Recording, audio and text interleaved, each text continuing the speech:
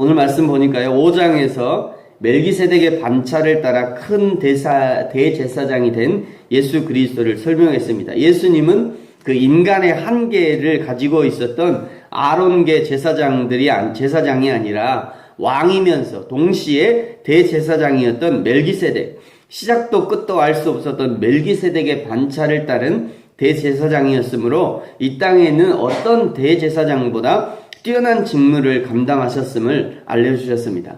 오늘 이제 11절에 보시면요, 그 멜기세덱에 대해서 할 말이 많지만 내가 하지 않겠다라고 말합니다. 왜냐하면 너희가 듣는 것이 둔하기 때문이다 말씀하죠. 12절에 보시면 너희가 말씀에 초보이며 단단한 음식은 못 먹고 젖이나 먹어야 할 자들이기 때문이다 라고 말씀합니다.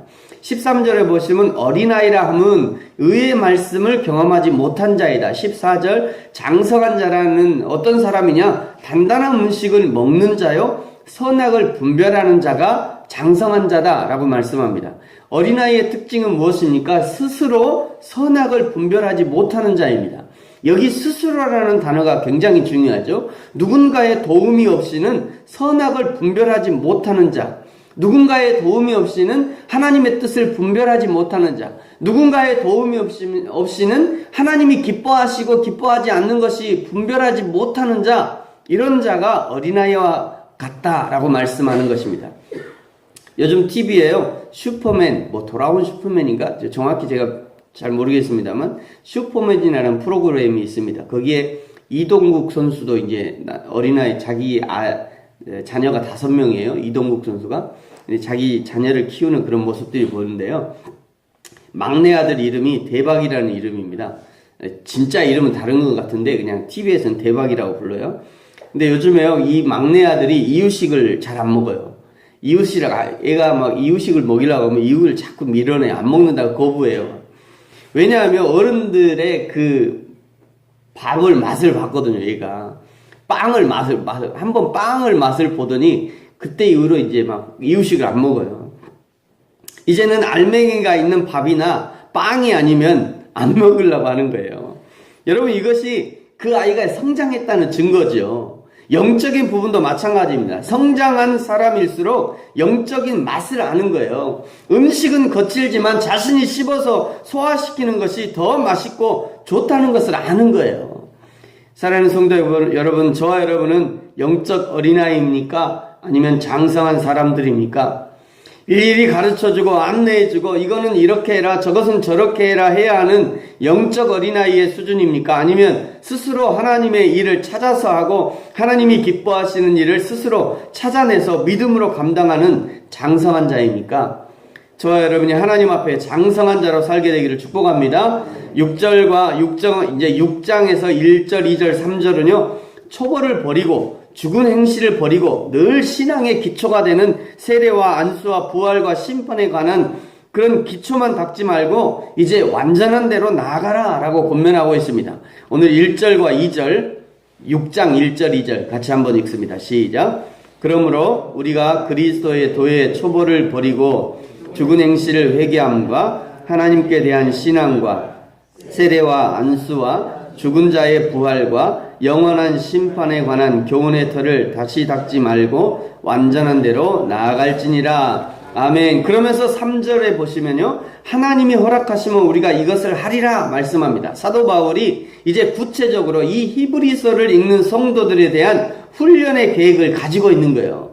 성도는 끊임없이 자라가야 됩니다. 이론적으로 공부해야 하고 또 그것을 삶에 실천하기까지 부지런히 되새김질을 해야 된다는 것입니다. 4절부터 이제 지적하는 것이 바로 이 문제이죠. 한번 빚을 받고 하나님의 은사를 맛보고 성령에 참여한 바 되고, 5절 하나님의 선한 말씀과 내세의 능력을 맛보고도 그러고도 타락한 사람이 있다는 것이죠. 6절 이런 사람은 더 이상 돌이킬 수 없다고 선언합니다. 이런 사람은 예수 그리스도를 다시 십자가에 못 박는 자들이라고 말씀하고 있습니다. 그렇기 때문에 3절의 말씀이 중요해지는 거죠. 성도들이 이렇게 되지 않도록 사도 바울은 성도들을 훈련시키겠다고 그런 계획을 가지고 있다고 말씀하는 것입니다. 훈련이라는 것은 그저 제자 훈련에 관한 책을 몇 권 띄는 것을 말하는 것이 아니죠. 계속해서 하나님의 은혜를 붙들 수 있도록 하는 모든 것을 말씀하는 것입니다. 여러분은 어떻게 자신을 훈련시키고 계십니까? 집에서 말씀을 꾸준하게 읽는다든지 기도의 시간을 갖는다든지 책을 읽는다든지 영적 지도자에게 계속해서 말씀을 배운다든지 또는 검증된 좋은 집회에 참석해서 영적 양식을 공급받는다든지 하는 그 모든 것이 훈련이라고 할 수 있을 것입니다. 여러분 반드시 기억해야 되는 것은요, 성장을 멈추는 순간 타락은 시작됩니다. 내가 예전에는 요만큼 성장했다가 지금 예전에 그대로 있어 그런 건 없습니다. 내가 성장하지 않으면 그때부터 죽어가는 거예요. 성장이 멈추는 순간 죽는 겁니다. 네. 나는 이전에 요만큼 했으니까 지금도 그만큼 수준이겠지, 그런 거 없어요. 네, 그런 거 없습니다. 특별히 4절과 5절이 언급한 세례, 성령의 은사, 말씀, 내세의 능력을 경험하는 것, 이것이 우리의 구원을 보장해 주지는 않는다는 것이죠. 때로는 이런 것들이 성도를 더욱 위험에 빠뜨리는 경우가 많습니다. 차라리 모른다고 하면 말이죠, 가르쳐라도 주겠는데 나는 다 이미 경험했다, 난 다 알고 있다, 응? 나는 보고 있다고 이렇게 얘기하니까 뭐 가르쳐 줄 수가 없어요. 저는 뭐 보고 있습니다. 저는 알고 있습니다. 이전에 다 경험했어요. 목사님, 저도 알 것 다 알아요. 예전에 다 경험했어요. 더 이상 뭐 할 게 없어요. 7절과 8절은요, 어떤 자가 하나님께로부터 복을 받는가를 말씀하고 있습니다. 우리 7절과 8절 같이 한번 읽겠습니다. 시작.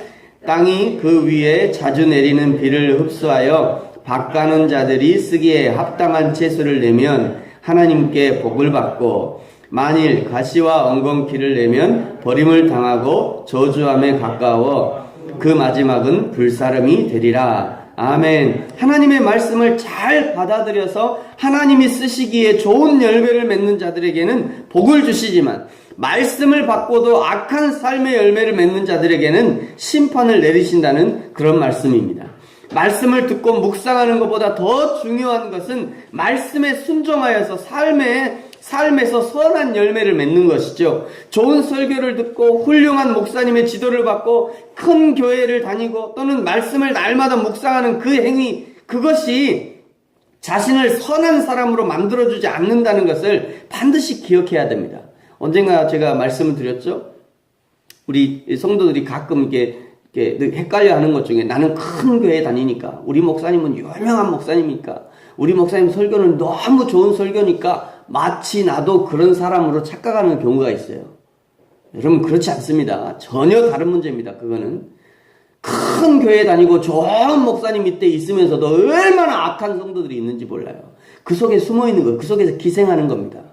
나는 내가 말이야 큰 교회 다니는 사람, 내가 큰 교회, 우리 목사님 얼마나 큰 목사님인데 내가 그 밑에 장로는 막 이런, 내가 그 밑에 권사요 이러면서 마치 자기가 그런 사람인 줄. 말씀을 마치겠습니다. 사랑하는 성도 여러분, 저와 여러분은 어떤 삶의 열매를 보이고 있습니까? 하나님이 하나님의 집과 일꾼들을 위해서 쓰실 만한 튼실한 과실과 채소를 내고 계십니까? 아니면 가시와 엉겅퀴만 내고 계십니까? 누군가 나를 만나는 사람마다 힘을 얻고 용기를 얻고 삶의 희망을 발견하게 된다면 그런 사람은 분명 좋은 열매를 맺는 사람이라고 할 것입니다.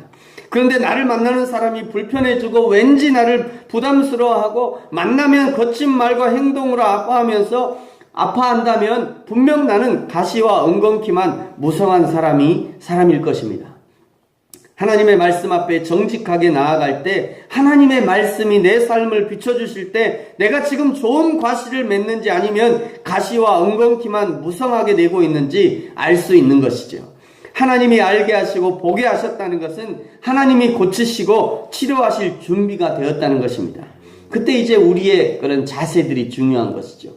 그 하나님 앞에 정직하게 나아가고, 하나님 제가 이런 아픔이 있습니다. 하나님 제가 그냥 엉겅퀴만 냈습니다. 하나님 앞에 정직하게 내려놓을 때 그때부터 하나님이 고쳐가기 시작하시는 거예요.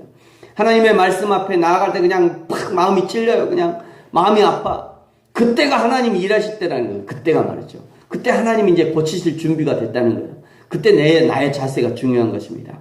좋으신 하나님의 은혜의 보좌 앞에 담대히 나아가 좋은 열매 맺는 사람으로 고쳐지고 세움받는 저 여러분이 되어지길 예수님의 이름으로 축복합니다. 기도하겠습니다.